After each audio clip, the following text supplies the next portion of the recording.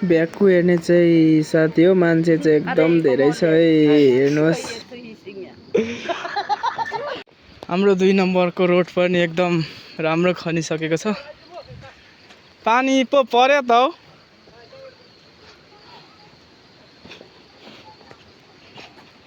एकदम राम्रो खनिसकेको छ है साथी हो, दुःख सुख गरेर।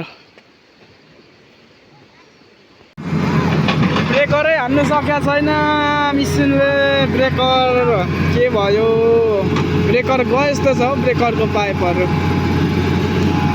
ब्रेकर हान्नै सकेन यार।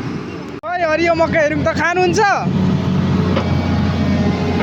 अरे खानु पनि नहुने तरिकाले मकै पनि बिजोक अवस्थामा ढाल्नु पर्ने भयो।